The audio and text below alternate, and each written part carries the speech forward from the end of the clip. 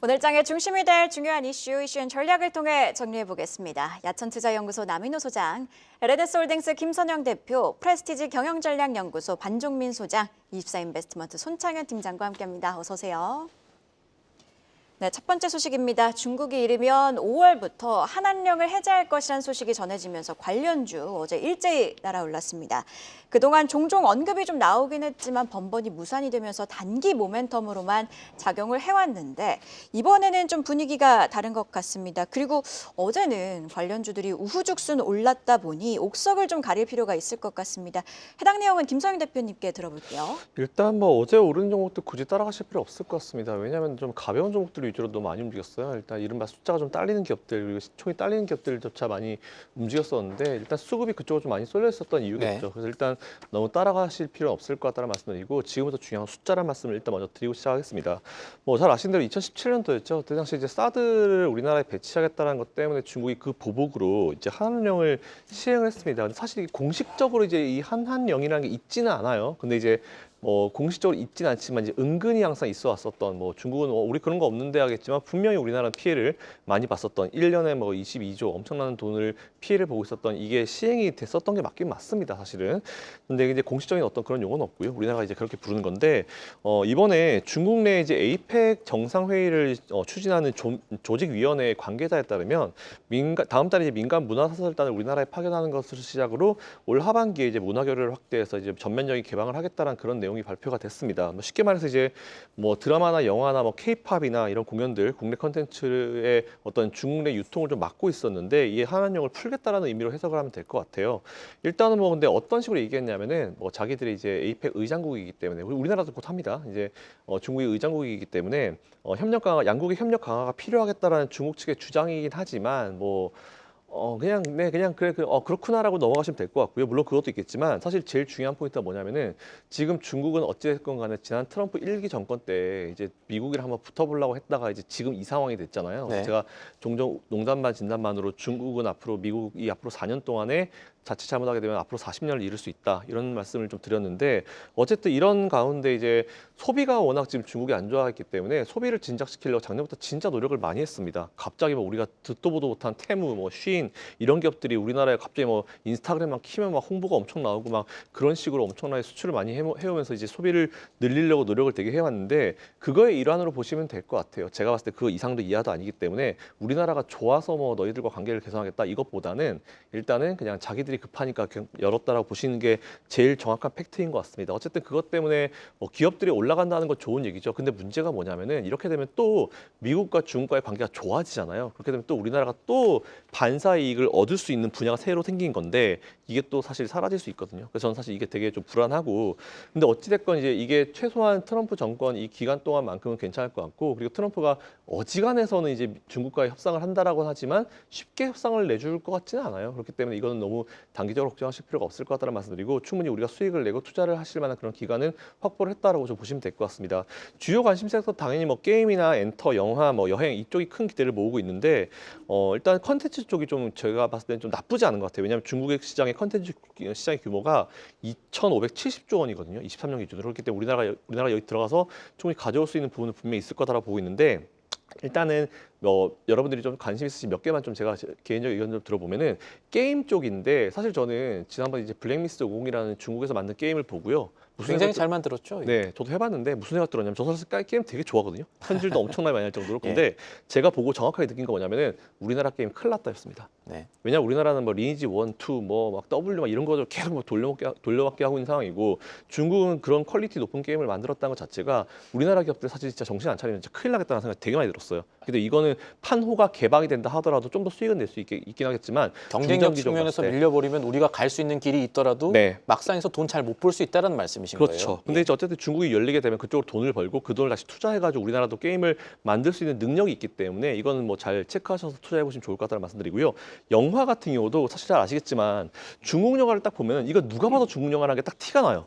그만큼 이제 중국 영화 색깔이 강하거든요. 예. 근데 이제 우리나라는 잘 아시겠지만 헐리우드나 해외적으로 이제 인기가 많은 영화들이 많기 때문에 그거에 대한 수요는 분명히 있을 겁니다. 이에 따라서 그것도 관심 가져보시면 좋을 것 같고요. 그리고 뭐 엔터나 여행 쪽도 관심 가져보시면 좋을 것 같은데 특히 BTS가 6월달 이후에는 이제 완전체가 돼요. 네, 그런 상황이 됐고 그리고 지난번 휴가였나요? 그때 당시에 이제 인스타그램으로 라이브를 하다가 중국의 팬이 라이브 좀 해달라고 했더니 우리도 하고 싶은데 방법이 없다는 얘기였습니다. 그게 대놓고 뭐 한한령이겠죠. 뭐 당연히 중국에서 BTS 공연 안 하고 싶었겠습니까? 그리고 그들도 안 보고 싶었겠습니까? 근데 그런 내용이 나오게 되면 당연히 원래 중국의 문화를 잘 알고 중국 쪽에 뭐 매출을 많이 만들었던 SM 엔터테인먼트 그리고 이제 하이브 같은 기업들은 관심 가져보실 필요가 분명히 있을 것 같다는 말씀드리고 여행 아마 중국에서 이제 여행 더 많이 오지 않을까요? 이에 따라서 그것도 관심 가져보시면 좋을 것 같습니다. 네, 김선영 대표님께서 엔터 업종도 이야기를 해주셨는데 사실 증권가에서 보자면 엔터주들이 이 한한령 해제 최대 수혜주다 이런 이야기들이 나오고 있습니다. 반종민 소장님께서는 엔터 업종 어떻게 보고 계실까요? 그 대표님께서 말씀하셨던 하이브 쪽은 그렇게 크게 문제는 없는 것 같습니다. 그래서 그쪽은 계속 좀 투자 관점으로 이어가야 될 것 같고 SM의 경우 지금 좀 증권가 리포트에서 굉장히 좀 얘기가 많이 나오는데 예. 일단 뭐 한한령 해제에 대한 분위기가 있다 한다면은 뭐 공연은 갈 수 있겠죠. 그래서 그거에 따른 분위기는 연출될 것으로 판단이 되는데 저는 그 추가적으로 좀 말씀드리고 싶은 게 뭐냐면 그 이수만 씨가 결국은 지금 H2O라는 투어라는 그 엔터테인먼트를 설립을 했거든요. 중국 쪽에. 그러다 보니까 지금 중국 쪽의 아티스트 쪽으로 지금 좀 마케팅을 하고 있는 부분들이 있습니다. 그렇게 되면은 실제 우리나라의 그 중국과 관련된 아티스트 관련 그거보다는 오히려 지금의 A2를 좀 더 밀어주지 않을까라고 생각해서 이 점을 좀 리스크로 보시는 게 좋지 않을까라는 말씀드리겠고요. 이전에 한한령 이전에 그 FNC 엔터에서 CN블루 쪽에 중국 공연을 했던 이력이 있습니다. 그렇기 때문에 만약에 이쪽 두 곳을 좀 어느 정도는 잘 선별을 하셔야 되는데 아직까지는 좀 애매한 부분들이 있기 때문에 일단 체크만 해놓자라는 말씀드립니다. 오늘 한한령이라는 게 저희가 굉장히 또 중요한 주제다 보니까 오늘 패널 분들 의견도 좀 여쭤봐야 될 것 같은데 저희 남인호 소장님께서는 이 한한령 단기적일지 가벼워서 단기적일지 아니면 생각보다 좀 오래 갈지 이게 좀 갈리고 있는 것 같은데 어떻게 보십니까? 저는 극단적으로 이렇게 표현하고 싶습니다. 최근에 우리 경제가 어려워진 이유는 바로 중국과의 사이가 소원해졌다. 이걸로 좀 보고 있거든요. 네. 물론 그것 때문에 꼭 한한령이 나왔다고 볼 수는 없겠습니다만 그러나 역으로 어떻습니까? 만일에 이건 가정입니다. 만일에 중국과 우리 대한민국의 관계가 좀 우호적으로 바뀐다면 뭐 시진핑 주석이 이번 그 10월 달에 우리 한국에서 열린 그 G20인가요? 거기에 또 참석 의사를 표명했지 않습니까? 이렇게 된다면 이 한한령은 상당히 긍정적으로 이것 꼭 엔터만 해당되는 거 아닙니다. 화장품, 기타 등등 모든 면에서 매우 긍정적이다. 저는 그렇게 해석하고 있습니다. 네. 이 한한령 관련해서 이제 종목들이 가벼운 종목들 중심으로 많이 올라가고 있습니다. 이 가벼운 종목들은 사실 빠르게 접근하는 게 좋은 투자 전략일 수가 있는데 어제 머니플러스 시간이었죠. 저희가 이 소식은 방송 중에 가장 빠르게 전달되는 것으로 기억을 합니다. 이 한한령 관련주들 모두 급등 마감했는데 오늘 개장 후에도 이 상승 탄력 여부 확인해 보도록 하죠. 다음 소식도 보겠습니다. 말 많았던 공매도 시스템이 다음 달 말에 재개가 됩니다. 이복현 금융감독원장이 어제 불법 공매도를 사실상 빈틈없이 차단할 수 있다면서 시장의 우려를 불식시키려고 했는데 개인 투자자들 입장은 아직 다 못 믿겠다는 눈치가 보입니다. 이 다소 불편한 질문일 수도 있겠는데 오늘은 어쨌든 공매도 찬반론 대신에 투자 측면에서 공매도가 전 종목의 재개라는 형태를 띠게 된다면 우리는 어떻게 대응해야 되는지 이게 중요할 텐데 이 부분은 손창현 팀장께 여쭤보겠습니다. 네, 뭐 공매도는 아마 아시다시피 이제 하락에 베팅을 할 수 있는 여러 가지 투자 조건 중에 하나다라고 생각을 하시면 될 것 같습니다.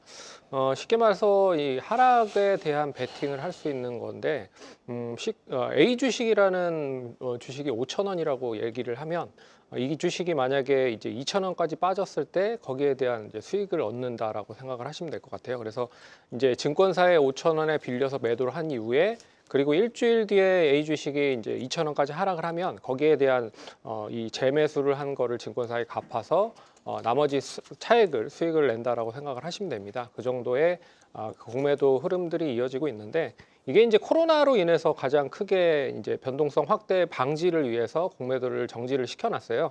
근데 정지를 시켜놨는데 코로나 때 불법 공매도나 여러 가지 혐의가 발견이 되면서 여기에 대한 부분을 조금 보완을 하겠다라고 해서 정지를 계속 밀어놨었던 거죠. 근데 이제 21년 말에 뭐 2차 전지 관련돼서 이 개인 투자자들에 대한 공매도에 대한 얘기가 엄청나게 많이 나왔었습니다. 그래서 시장 자체로 이걸 다시 한번 개편을 해야 될 필요가 있지 않겠느냐라고 해서 연기된 게 올해 3월 31일 날 이제 다시 시작이 된다라고 생각을 하시면 될 것 같고요. 그럼 이제 개편안 공매도가 어떻게 진행이 될 거냐? 이거는 이제 여러 가지 개편안이 이제 됐다라고 생각을 하시면 될 것 같습니다. 첫 번째는 이제 무차익 공매도가 방지가 된다. 거기에 대한 시스템이 도입이 된다라고 볼 수가 있을 것 같아요. 그래서 공매도 잔고 0.01% 또는 이제 10억 이상의 법인에 있어서 공매도 이제 무차익 공매 제한을 하는 전산 시스템을 도입한다라고 보시면 될 것 같고요. 그리고 이제 대차거래 상환 기간을 뒀다라고 생각을 하시면 될 것 같습니다.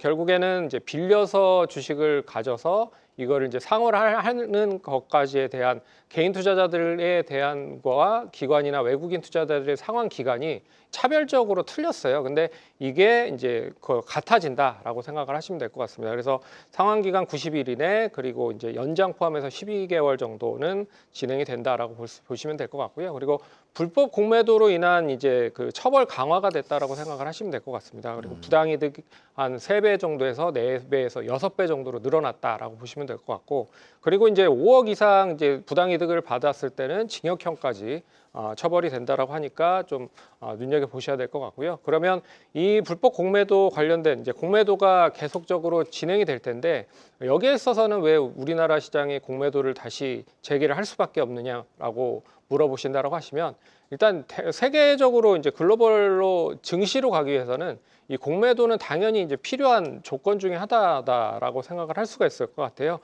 쉽게 말해서 지금 우리나라는 MSCI 신흥국 지수에 편입이 되어 있는데 MSCI 선진국 지수로 편입이 된다라고 하면 결국에는 이 선진국 지수에 편입되는 상당히 많은 투자 자금이 우리나라 시장으로 이제 편입이 될 가능성이 높죠. 그런 점에서도 공매도는 당연히 좀 필요한 그런 조건 중에 하나다라고 보시면 될 것 같고요. 그러면 공매도 시행이 된다라고 하면 어떤 종목들을 좀 눈여겨 보셔야 될 것 같냐라고 말씀을 드려본다라고 하면, 이제 중소형주보다는 대형주 쪽의 공매도가 상당히 좀 많이 될 가능성이 높습니다. 그런 점에서 이 대형주 쪽에서의 공매도가 진행이 될 가능성이 높다라는 점은 감안해서 투자를 하시면 좋을 것 같고요.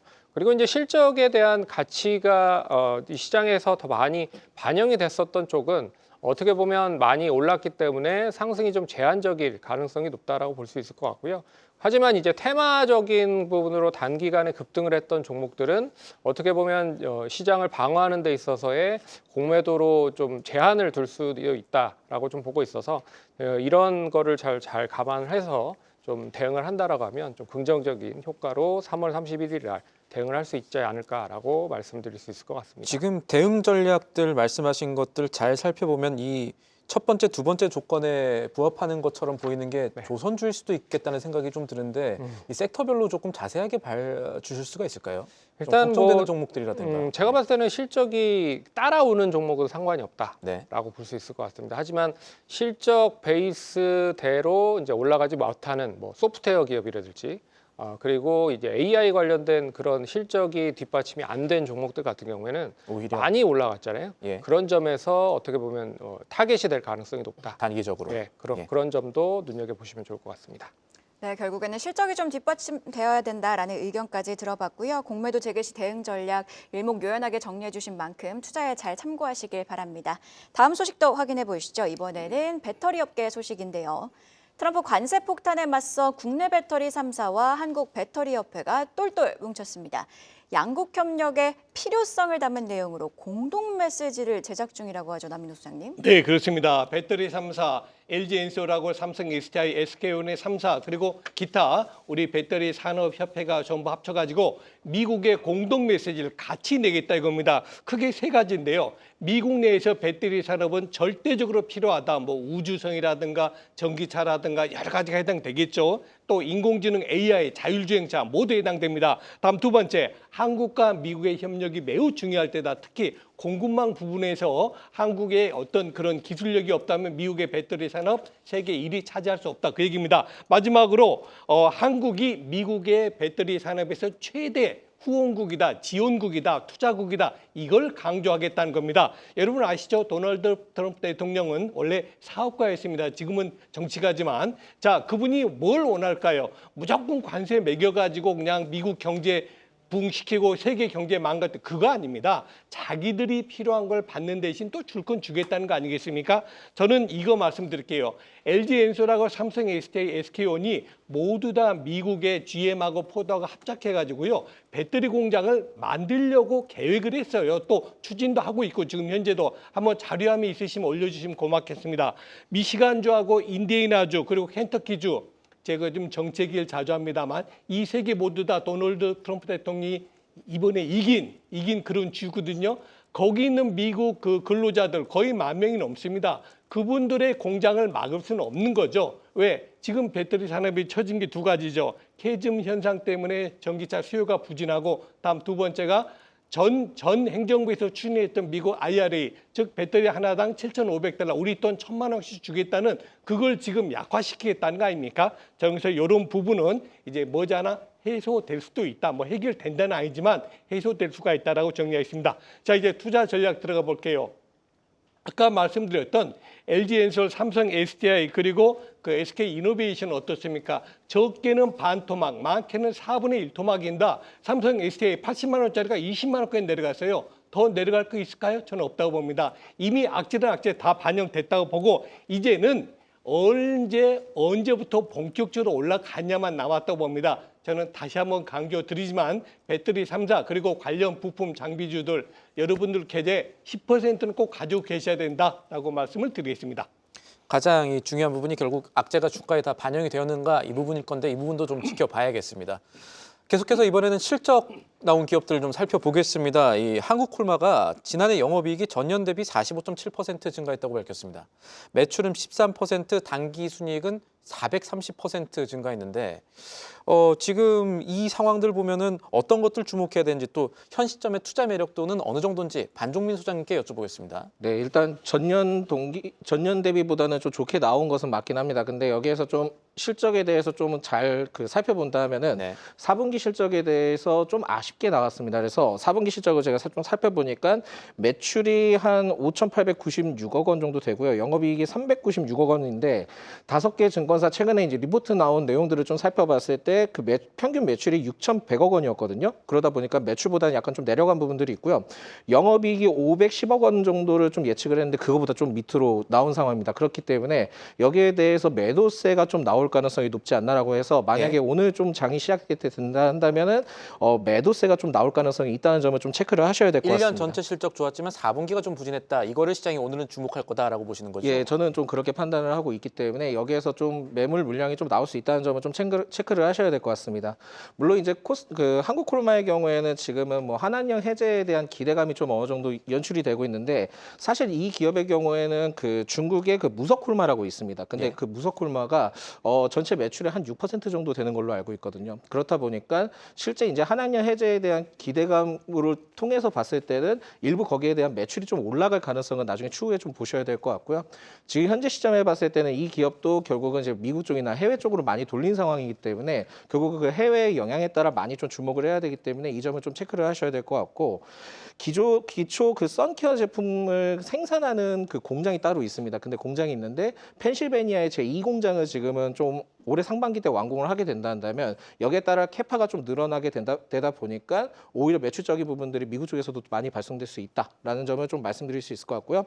결국 이제 중국산 화장품 관세에 따른 수혜도 좀 어느 정도 예측이 되기 때문에 이 점을 같이 보셔야 될 것 같습니다. 그래서 이 한국콜마의 경우에는 한한령 해제에 대한 기대감도 좀 포함이 되어 있겠지만은 그 미국에 대한 관세에 대한 일부 부분도 어느 정도 그 완화되는 느낌도 같이 있기 때문에 이 두 가지를 같이 보셔야 될 것 같다라는 말씀드립니다. 그래서 지금은 한국콜마를 현 시점으로 따졌을 때 공격적으로 매수하기보다는 분할 매수 관점을 좀 길게 보셔야 되지 않을까라고 말씀드릴 수 있을 것 같고요.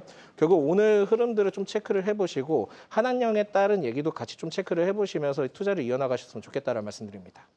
네, 이렇게 한국콜마 실적부터 투자 전략까지 자세히 짚어봤습니다. 그럼 바로 이어서 오늘 아침에 나온 가장 빠른 리포트 체크해보고 오시죠. 박정훈 캐스터가 준비했습니다.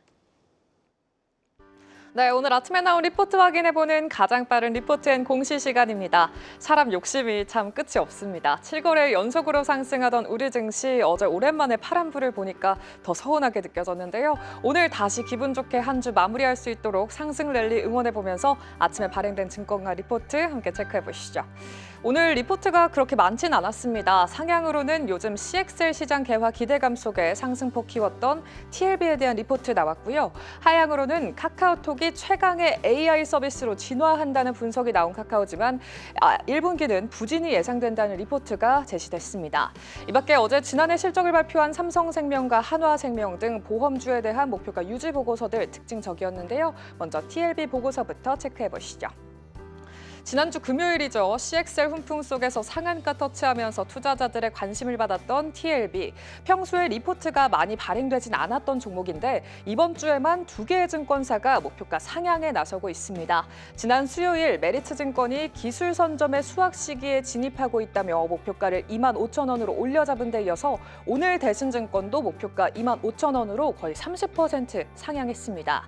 올해 차세대 제품인 CXL 그리고 LPDDR 기반의 새로운 폼팩터 LP캠의 신규 매출이 기대되면서 지난해 4분기에도 경쟁사에 대비해 실적 차별화에 성공했다고 분석했습니다. 또 CXL 메모리 모듈 매출이 시작되고 삼성전자와 SK하이닉스의 점유율이 경쟁사 대비 높다고 짚어냈는데요. 최근 새로운 반도체 시장 개화에 대한 기대감 부각되는 가운데 증권가들도 주목하고 있는 점 투자에 참고해 보시죠. 다음으로 어제 한한령 해제 가능성이 떠오르면서 주목받은 미디어 엔터주 그중에서도 18% 상승했던 스튜디오 드래곤 리포트 확인해 보겠습니다. 제목이 참 센스가 넘치죠. 용금을 꾸었다, 꿈이 아니길. 콘텐츠주 투자하신 분들 주가 상승 많이 기다리신 만큼 부디 상승 탄력이 더 이어졌으면 좋겠는데요. 중국 시장 재개방에 대한 전망은 물론이고 TV 광고의 회복세 그리고 제작 물량 증가 등 우호적인 환경이 예상되고 있습니다. 글로벌 OTT와 중국 OTT 동시 방영은 플러스 알파가 될 거라는 진단도 있었는데요. 올해 매출 6천억 원, 영업이익은 520억 원 기대되는 만큼 추가 상승도 응원해 보도록 하겠습니다. 지금까지 가장 빠른 리포트앤공시 박정원이었습니다. 네, 용꿈을 꾸었다 꿈이 아니길 한한령 수의 기대감에 올랐던 종목들의 상승세가 계속되길 기대해 보도록 하겠습니다. 자, 이번에는요. 조선주 소식 짚어보겠습니다. 조선주 랠리에 급제동이 걸렸습니다. 어제 이 시간 조선주 고평가 분석이 담긴 리포트에 대해 이야기를 나눴는데요. 리포트 제목 자체가 하선, 배에서 내리답니다. 자, 해당 리포트에 주도주로 부각될 만큼 급등의 공매도 타깃 가능성까지 제기됐던 조선주 어제 일제히 급락을 했는데 현 시점에서는 매매 전략을 어떻게 세워야 할지 함께 고민해 볼 필요가 있을 것 같습니다. 남인호 소장님 전해주시죠. 네, 작년 하반기부터 우리 투자자의 가장 가슴을 설레게 했던 업종 조선업종 아니겠습니까? 그런데 어제는 거의 대장주부터 시작해서 소재, 부품, 장비까지 모두 다 급락세를 보였습니다. 그 이유는 두 가지로 꼽고 있습니다. 1번, 국내 증권사의 레포트가 조금씩 경계감을 나타내고 있다. 여러분, 퍼 아시죠? 퍼는 뭡니까? 위에 분자에는 주가, 분모에는 주당 수익률 아닙니까? 그런데 주당 수익은 지금 고정적인데 주가가 계속 올라간 겁니다. 뭐 아십니다만 하나오션 2만 원짜리가 8만 원까지 올랐지 않습니까? 그러니까 보니까 퍼가 계속 증가하는 거죠. 시장 퍼가 11배인데 조선업종 퍼가 30배가 넘는다. 그런 이야기가 나오고 있습니다. 자, 두 번째 이것도 이유가 있습니다. 저는 두 번째 이유는 더 관심을 두고 있는데요. 바로 미국 국방부의 예산 감소입니다. 미국 국방부 장관이 최근에 이런 말을 했습니다. 앞으로 5년 동안 미국 국방 예산을 8%씩 줄이겠다. 그런데 왜 이렇게 갑자기 난리냐? 여러분 오늘 그 펠란티어 주식이 장중 10% 급락했지 않습니까? 그 이유가 뭘까요? 똑같습니다. 미국 국방 예산 감소인데 우리처럼 뭐 50조, 60조 예산이 8% 줄면 그러려니 하지만 미국 국방 예산 얼마입니까? 1,200조. 그래서 미국을 천조국이라 그러잖아요. 1,200조에 8%면 얼마인 줄 아십니까? 100조입니다. 100조. 100조를 앞으로 5년간 계속 줄이겠다는 얘기는 뭐죠? 500조 원이 날아간다는 뜻 아닙니까? 그러면 최근에 우리 조선업종 급등 이유 중 하나가 미국의 군함들에 대한 MRO 사업인데 이것도 굉장히 경계감을 주는 겁니다. 자, 이제 투자 전략 잡아보겠습니다. 조선업종이 금년 말 내년까지 실적 좋아지는 건 이미 확정입니다. 좋아질 수도 있다. 이게 아니고 무조건 좋아집니다. 문제는 이미 주가에 반영됐기 때문에 그건 좀 경계하고 저는 신규 매수하기 시작했다. 저는 반대합니다. 왜? 이미 주가가 너무 올랐어요. 마지막으로 이 얘기합니다. 제가 조선업종 10% 가지고 계십시오. 이 얘기하니까 다들 매일 하는 얘기 또 한다는데 그게 아닙니다. 여러분 작년 말에 10% 가지고 있었으면요. 지금 조선업종 비중 몇 프로 된 줄 아십니까? 20%가 넘었어요. 그러면 지금도 10% 유지한다면 뭐죠? 조선업종이 20% 되면 10%를 이익 실현하시라 그 뜻입니다. 지금 저는 조선업종 매수를 반대하고 고점 대비 10에서 20% 조정 보입니다. 하나오션도 직접적 예를 들어드릴게요. 하나오션 고점 8만 원이죠. 10% 조정하면 어제 종까지만 만일 20%까지 조정 나온다면 저는 6만 원대 중반까지는 매수 타이밍을 조금 늦추시는 게 좋다 이렇게 정리합니다. 네. 이어서 해운주 HMM의 소식까지 짚어보겠습니다. 이 HMM이 2조 원을 들여서 SK해운의 인수를 추진한다는 소식이 시장에 전해졌습니다. 우선 협상 대상자에 선정이 된 건데 그런데 이렇게 몸집이 더 커지게 되면 앞으로 경영권 매각을 재추진할 경우에 인수자를 찾는 데 영향을 줄 수 있다 이런 평가 나오고 있습니다. 당장 4월에 대주주인 정부 측인 산은과 해진공의 전환사채 행사가 되면은 이건 주가 희석 악재가 되는 거니까 이것도 걱정스러운데 반종민 소장님, 이 HMM 어떻게 보고 계십니까? 저는 좀 시간을 많이 두고 기다리셔야 될 것 같습니다. 그래서 저도 HMM을 좀 생각했을 때 결국 매각이 되느냐 안 되느냐에 따라 주가 포인트가 될 것으로 좀 판단이 되고 있었는데 지금 현재 흐름들을 봤을 때 좀 장기적으로 길어질 수 있겠다라고 좀 생각이 들기 때문에 이 점을 먼저 알고 계셔야 될 것 같고요. 이번에 그 매각 관련 그러니까 인수 추진 배경의 경우에는 사업 다각화하기 위해서 진행하는 것이 맞습니다. 그래서 원래는 이제 컨테이너 운임의 하락을 했을 경우에는 지금 거의 이 기업이 네. 컨테이너 사업 비중이 한 85% 되거든요. 맞습니다. 그러다 보니까 운임 비용이 하락했을 때 좀 직격탄을 맞는데 여기에서 이제 벌크선 쪽에 대해서 이제 만약에 진행을 하게 된다 한다면은 이게 컨테이너선과 벌크선에 대한 좀 보완 관계를 좀 유지하고 있다 보니까 포트폴리오적으로 괜찮아질 수 있거든요. 근데 여기에 대한 의미를 좀 생각을 하셨을 때 이거를 좀 보셔야 될 것 같습니다. 그러니까 인수를 통해서 진행하게 된다 하면은 몸값이 커지는데 그러면은 여기에 대해서 나중에 좀 바로 이제 매각하기 힘들 수 있지 않겠냐 이거를 좀 따지셔야 될 것 같습니다. 그래서 이 부분들은 맞는 내용이다라고 볼 수 있을 것 같고 그렇다 하면은 지금 HMM에 대해서 생각을 해봤을 때 이겁니다. 그러니까 매각에 대해서는 지금 당장 어려우니 오히려 지금은 좀 포트폴리오 강화를 해서 좀 길게 보자. 네. 이 시각이 좀 강하다 보니까 지금 현재 시점에 대해서는 이 점이 먼저 우선이지 않을까라는 말씀드립니다. 그래서 매각 관련된 이슈가 나오면 주가가 굉장히 좀 크게 급등하겠지만 그 전까지는 굉장히 좀 박스권 형태로 좀 흘러갈 수 있지 않을까라고 생각이 들어서 이 점을 참고를 하셔야 될 것 같고요. 매수 관점으로는 저는 괜찮다고 판단합니다. 그러니까 저평가 매력도도 있고 배당적인 부분들도 있고 심지어는 기업 밸류업 지수에도 포함이 되어 있기 때문에 매수 관점으로 유효한데 일단 지금 매각 관련된 이슈까지는 굉장히 좀 길어질 수 있으니까 분할 매매 관점으로 좀 천천히 지켜보자라는 말씀드립니다. 네, 이렇게 HMM 관련 소식 자세히 짚어봤는데요. 바로 이어서 섹터 전략 이어가도록 하겠습니다. 이번에는 김선현 대표님께서 철강주 가지고 오셨는데요. 중국산 후판의 반덤핑 관세 조치를 정부가 부과하면서 부각이 되고 있습니다. 투자 포인트 짚어주시죠. 네, 일단 뭐 철강에 대해서 그냥 한 말씀 드리면은 이거 사실 진작에 썼어야 되는 조치입니다. 8년 동안 중국 눈치 보다가 그동안 못하고 있었던 조치였는데 이제서야 하니까 그나마 다행이다라는 말씀 좀 드리고 싶어요. 어쨌든 다행인 것 같고요.